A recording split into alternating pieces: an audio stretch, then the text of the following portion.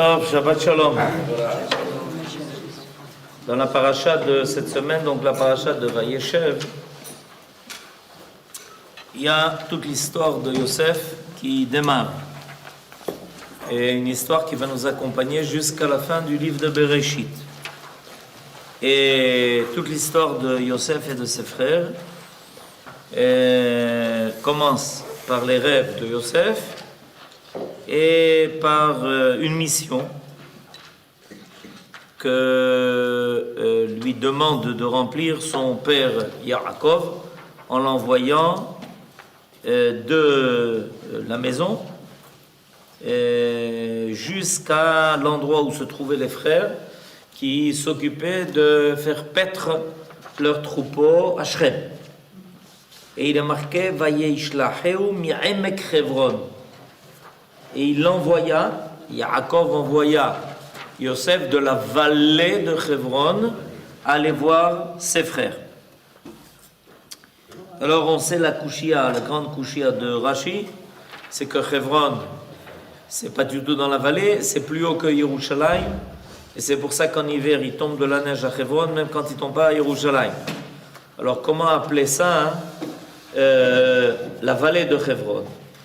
Et la réponse de Rashi, c'est que le mot Emek ne signifie pas dans ce cas-là la vallée, mais signifie quelque chose de profond, une idée profonde. Il y a quelque chose de profond qui se cachait, une intention profonde qui se cachait dans la mission que Yaakov demande à Yosef de remplir.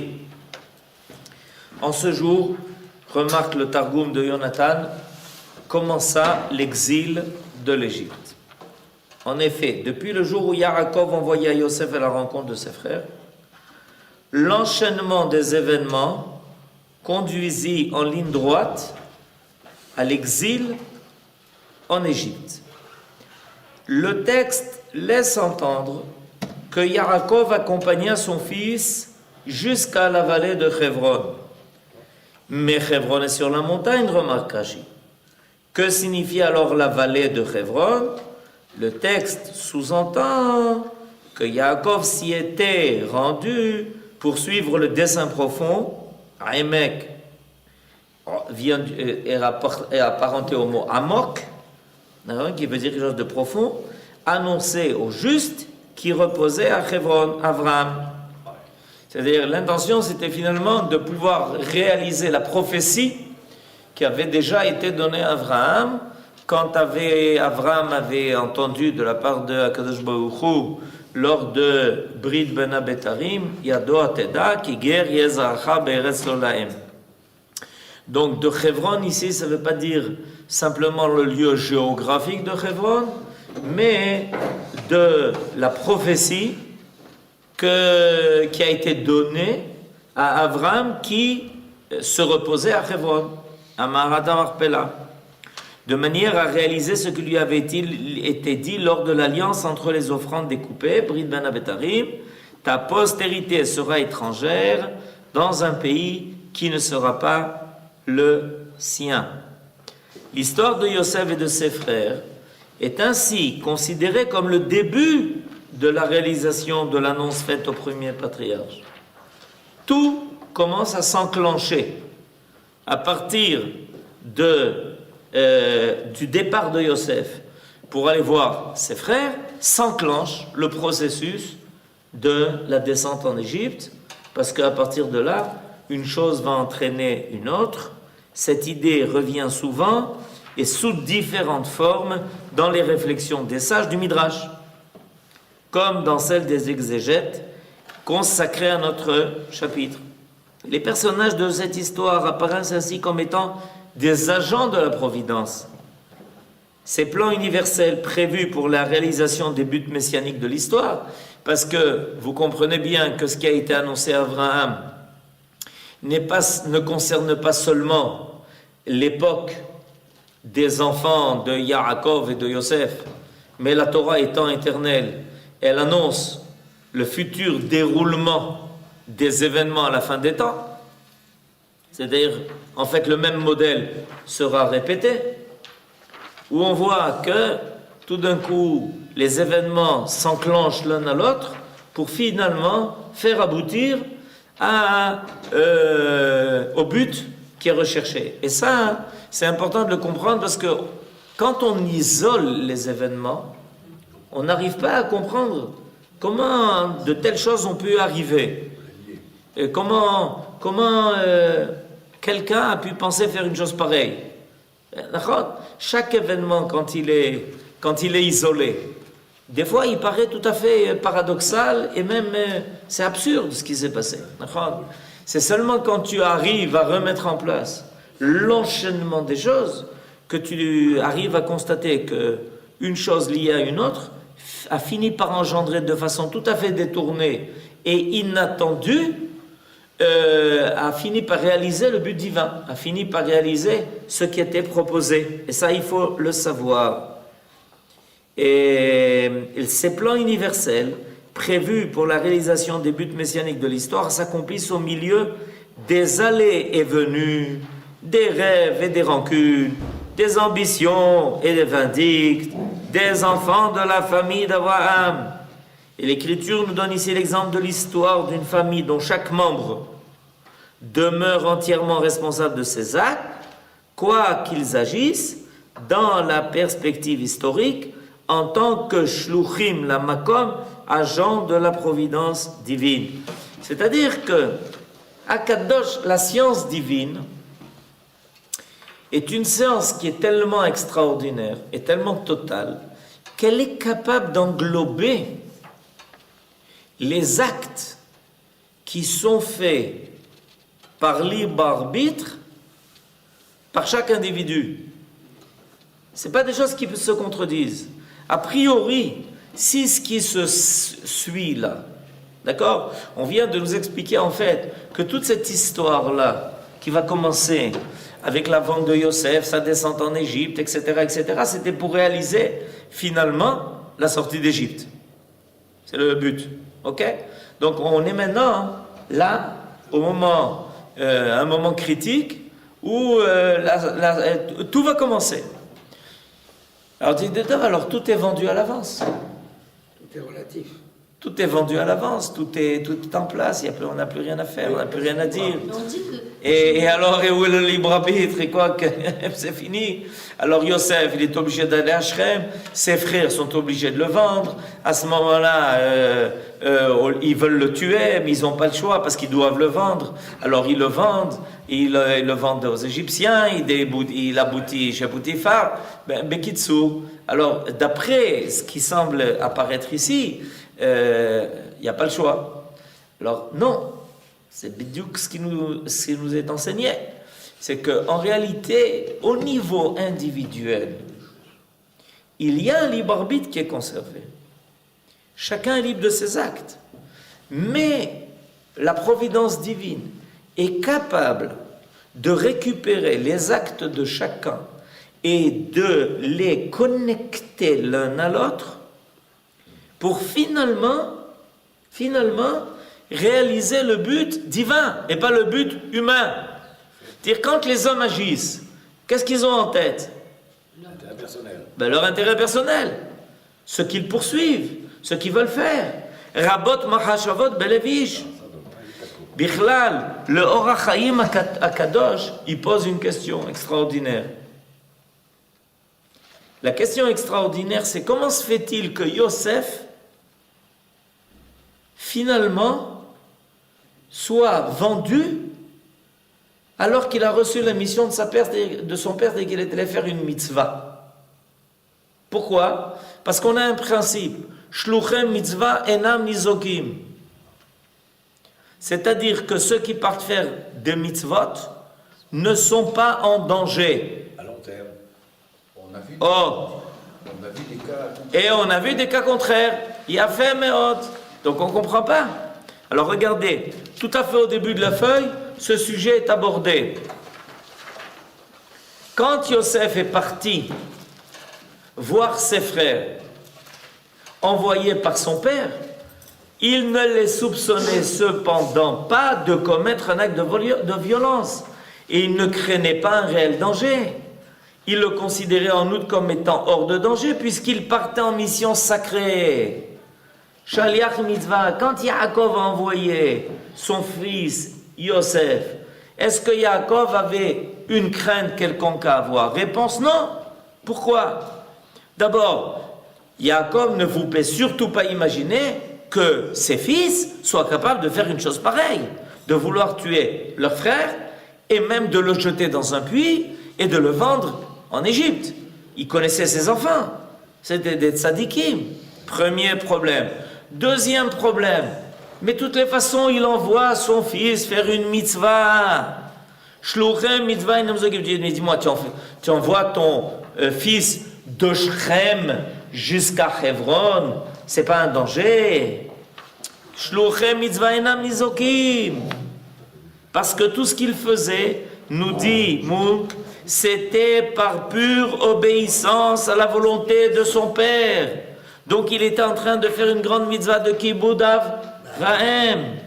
Or ceux qui voyagent pour accomplir une mitzvah sont hors de danger, nous dit la Gemara dans le traité de Psachim. Et alors qu'est-ce qui se passe? Tout est remis en question ici? Ça n'est qu'une péripétie. Mais comment peut-il alors être vendu comme esclave au cours de ce voyage? Demande le Rav Chaim ben Attar, c'est-à-dire le Or HaChaim HaKadosh. C'est qu'un mal qui aboutit finalement à un grand bienfait n'est pas considéré comme tel. C'est-à-dire, comme vient de le dire David, il faut attendre la fin des péripéties. Tant que tu n'as pas vu la fin des choses, tu ne peux pas maintenant prendre acte de ce qui s'est passé. Et c'est pour ça que la Torah va tout te raconter.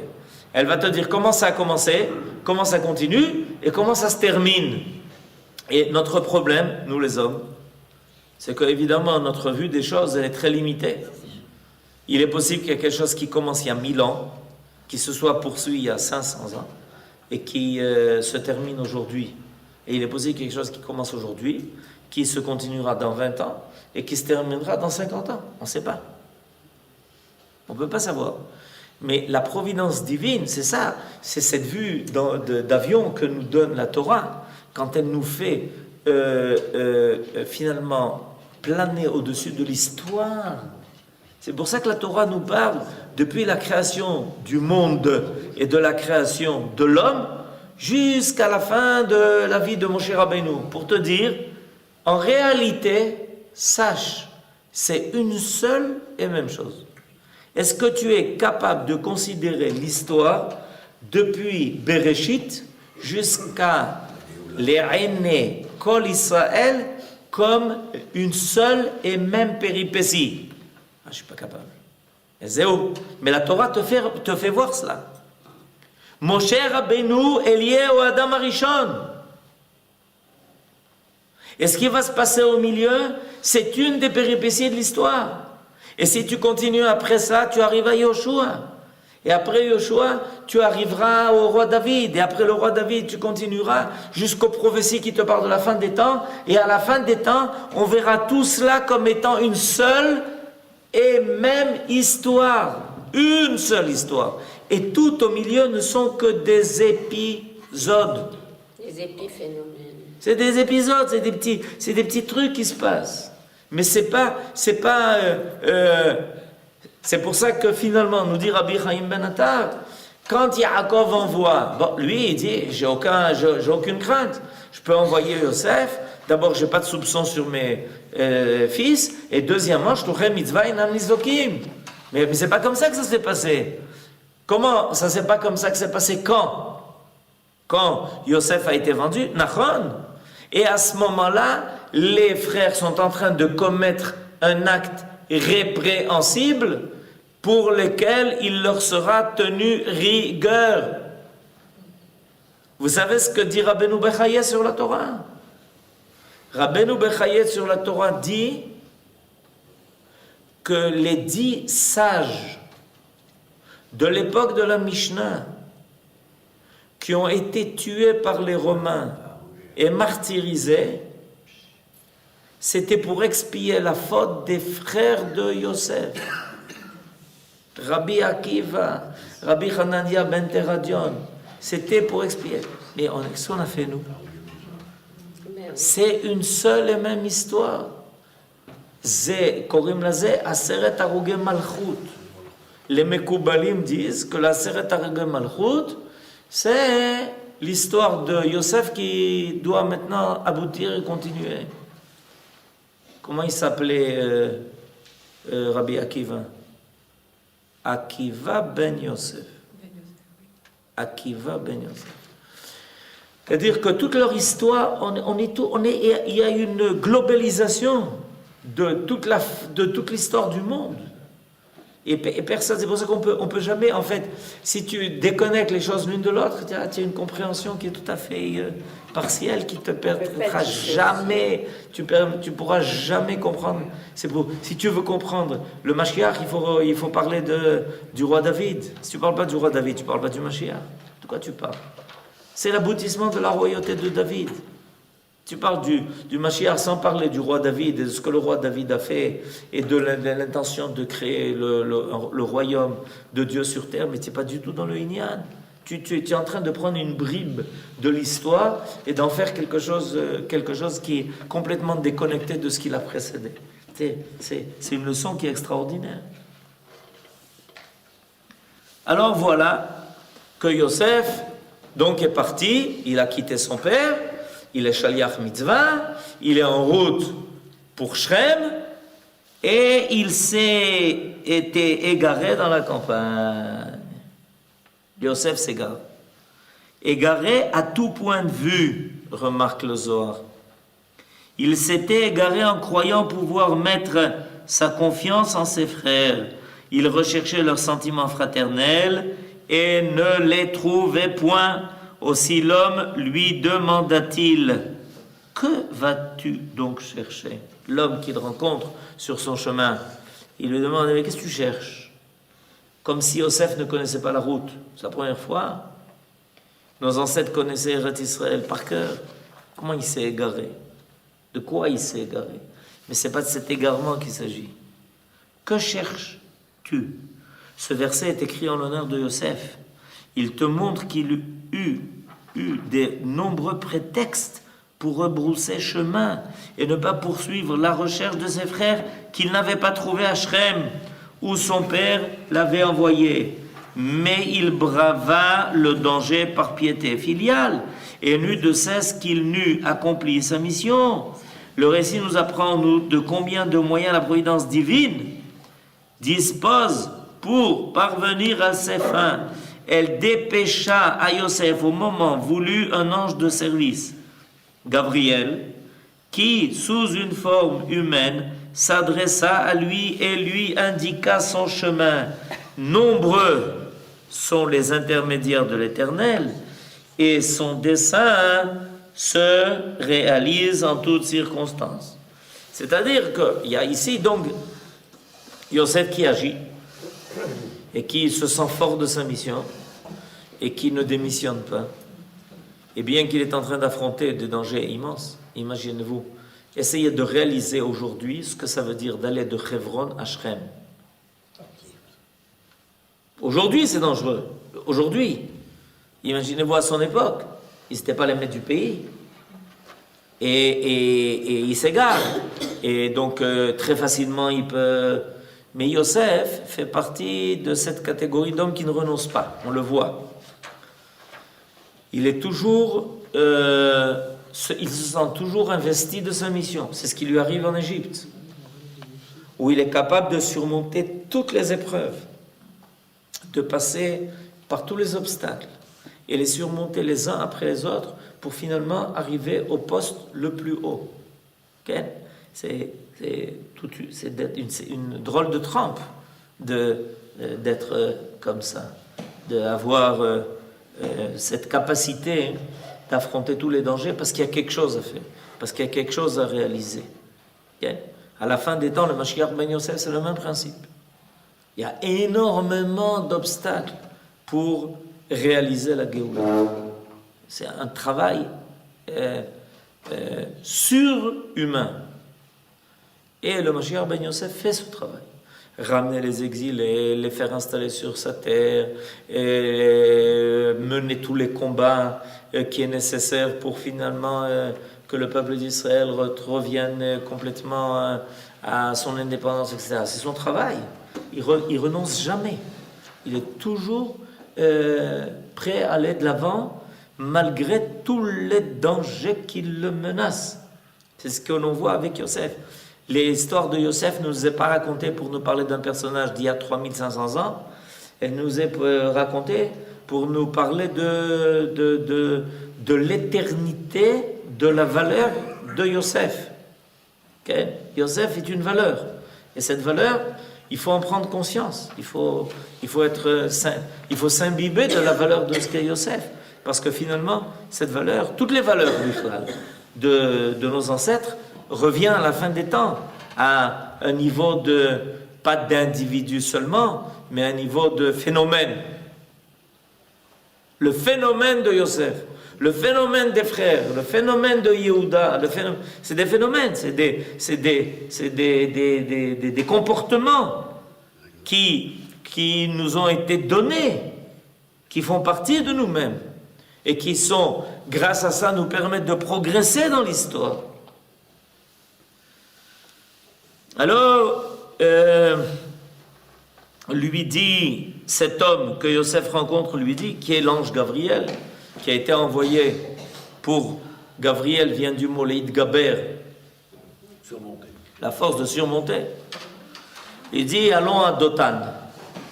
L'homme lui dit, j'ai entendu par derrière le rideau que l'exil égyptien doit commencer dès ce jour, et qu'il aura été révélé prophétiquement que les Chivim, habitants de Shrem, s'apprêtent à leur livrer bataille. Aussi ont-ils décidé de partir vers Dothan. Mais pourquoi a-t-on demandé, était-il nécessaire d'envoyer un ange comme messager spécial pour mettre Yosef sur la voie de ses frères, qui aussitôt le vendraient comme esclave? N'aurait-il pas été possible de faire procéder directement à cette vente par des Ishmaélim, lors qu'elle était prévue dans le plan providentiel, et sans avoir recours au bon office d'un ange? Le Midrash répondra, la vente de Yosef se révéla finalement comme étant le point de départ d'un grand bienfait, puisqu'il devint le nourricier des nations, comme celui de sa propre famille. Or, la loi veut que le bien soit promu par des hommes de bien, et que les artisans d'une action méritante soient eux-mêmes des personnes méritantes. Megalgelim Srut aliade Zakai. C'est pourquoi les frères de Yosef durent être les promoteurs de sa vente, car ils étaient à leur époque les plus justes parmi les hommes, en dépit de l'unique péché qu'ils commirent durant leur existence. C'est-à-dire que finalement, l'idée que ça soit un malach qui soit là et qui intervienne pour guider Yosef vers l'endroit où il pourra rencontrer ses frères, c'est bien pour nous prouver que ce n'est pas seulement au niveau humain que les choses se passent, mais qu'il y a là une dimension qui est divine, et non seulement elle est divine, mais elle est positive. Évidemment, c'est la même chose. C'est-à-dire que de ça va aboutir qu'Akadosh Baruch Hu ne fait pas intervenir des anges pour évidemment amener un résultat qui soit un échec. C'est-à-dire, déjà, avec l'apparition du Malach Gabriel qui vient à la rencontre de Yosef, c'est en fait pour l'investir d'une mission qui n'est plus seulement humaine, mais qui est maintenant divine. Vous comprenez? Tant que Yosef était en chemin et en route pour accomplir la mission que son père lui avait donnée, alors Yosef est en train d'accomplir la volonté de son père. Mais à partir du moment où sur le chemin on rencontre un ange, où il rencontre déjà le shaliach de Akadosh Baruch Hu qui est directement envoyé, alors c'est déjà plus son père qui l'envoie, c'est Akadosh Baruch Hu qui l'envoie. C'est pour ça que c'est un malach. Vous comprenez? C'est ça. Et ça arrive dans la vie. Et ça, ce qui arrive dans la vie de chacun.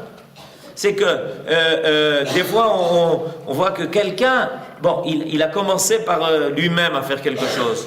Et puis d'autres aussi lui ont demandé de faire quelque chose. Et puis à un moment donné, on voit qu'il y a d'autres événements qui se branchent là-dessus, ok, et qui amènent l'homme à réaliser des choses qui sont extraordinaires. Et qui vont bien au-delà de la première mission qui lui avait été donnée. Parce que si Yosef était reparti chez son père et qu'il avait dit à son père, ben, je ne les ai pas trouvés, qu'est-ce que son père lui aurait dit? Ben, la prochaine fois, ça courez, ça peut arriver. Vous comprenez? Si maintenant Yosef repart chez son père et dit, mais j'ai rencontré le malach Gabriel qui m'a dit d'aller les trouver. Alors Yaakov lui dit, c'est déjà plus entre mes mains. Gamarnou. C'est ça que finalement la Torah est en train de nous révéler. Il faut savoir que sur notre chemin, de temps en temps, il y a quelque chose d'autre que quelque chose d'humain qui apparaît et qui nous envoie faire des choses qu'on n'aurait pas fait si c'était un calcul qui était uniquement humain et personnel. Nachon. Quand ils disent Megalgedim ou Srout à l'île des Alcaïs, ça voudrait dire que la vente de Yosef c'est un Srout? Ça veut dire que ça se terminera finalement par la chose positive, Bédiouk. Et c'est pour ça que finalement, les frères, tout le monde est impliqué dans l'affaire. Qui n'est pas impliqué? Si on résume maintenant notre paracha, qui est-ce qui n'est pas impliqué dans cette affaire? Yaakov est impliqué, les fils sont impliqués, Yosef est impliqué, Binyamin va être impliqué avec l'histoire de la coupe de la fin de la paracha, Yosef est impliqué, le pharaon est impliqué, tout le monde est dans l'affaire. Il n'y a personne qui est en dedans. Ok? C'est comme aujourd'hui. Qui n'est pas impliqué à propos d'Israël? Tout le monde, y compris la lune. Tout le monde est dans l'affaire. Tout le monde, il n'y a personne qui est en dehors. Tout le monde a quelque chose à dire, quelque chose à faire, des gens dont on n'a jamais entendu. Tout le monde est là en train de faire monter la truc. Tout le monde est impliqué. Ça prouve quoi? C'est pas humain. C'est pas humain. Le monde entier est impliqué à ça. Tout d'un coup, tel pays qui était révolution, un autre il tombe, l'autre il monte, aujourd'hui c'est comme ça, demain c'est autre chose. Tout le monde est impliqué. On ne se rend pas compte qu'à l'échelon mondial en Europe, il n'y a plus aucun problème, tout est arrangé du matin au soir, il n'y a qu'une chose qui les intéresse, qu'est-ce qui va se passer avec Israël? Tout le monde est impliqué. Personne n'est en dehors. Faites le compte, vous ne trouverez pas un pays qui n'est pas impliqué dans l'affaire. Et quand on pense qu'il n'est pas impliqué, tout d'un coup, sensationnel, l'Arabie Saoudite est en train de préparer un plan d'attaque contre l'Iran avec Israël. L'Arabie Saoudite, plan d'attaque avec Israël. Ils s'en foutent complètement de quoi ils parlent. Complètement. Mais alors ça se déraille complètement. Je ne vous révèle pas des secrets, c'était marqué dans le journal. Mais oui. Vous comprenez? Tout le monde est impliqué. Mais n'importe quoi, tu comprends pas. Impossible. Tu comprends pas que c'est pas humain, ça, c'est pas possible. C'est pas quelque chose qui se passe à l'échelle humaine. Des renversements de situation du matin au soir. Des gens qui on ne sait pas qu'est-ce qu'ils veulent faire ici.